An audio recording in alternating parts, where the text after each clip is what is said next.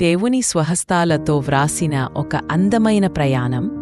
2006లో దేవుని సంతానమైన ఇద్దరు వ్యక్తులు తమ తమ మార్గాల్లో నడుస్తూ ఉన్నారు.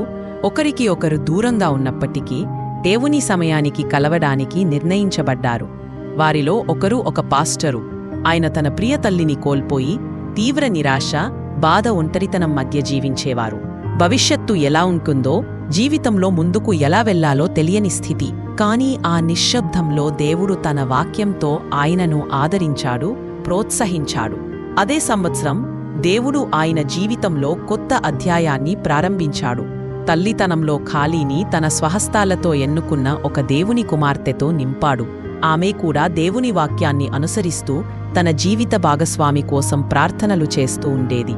దేవుని సమాధానం స్పష్టంగా, అందంగా వచ్చింది. వారిని కలిపాడు. పరీక్షలతో శుద్ధి చెయ్యబడిన రెండు హృదయాలు పవిత్ర వివాహ బంధంతో ఏకమయ్యాయి. ఆ క్షణం నుండి వారు ఒకరికి ఒకరు తోడుగా, దేవుని సేవలో భాగస్వాములుగా, ఆనందకాలాల్లోనూ కష్టకాలాల్లోనూ నిలిచారు. ఇప్పుడు 20 సంవత్సరాలు గడిచాయి. అనేక కష్టాలు, బాధలు, పరీక్షల మధ్య కూడా వారు విశ్వాసంలో నిలబడి ఉన్నారు. వారి ప్రేమను పరీక్షించినా అది ఎప్పుడూ వరగలేదు.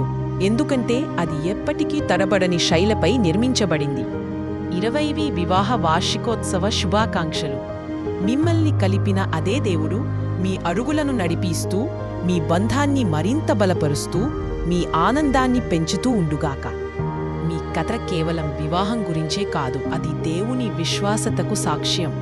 రాబోయే సంవత్సరాలు మరింత ప్రేమ, లోతైన విశ్వాసం, సమృద్ధి, ఆశీర్వాదాలతో నిండినవిగా ఉండుగాక. దేవుడు కలిపిన వారిని ఎవరూ వేరు చేయరాదు. మార్కు 10.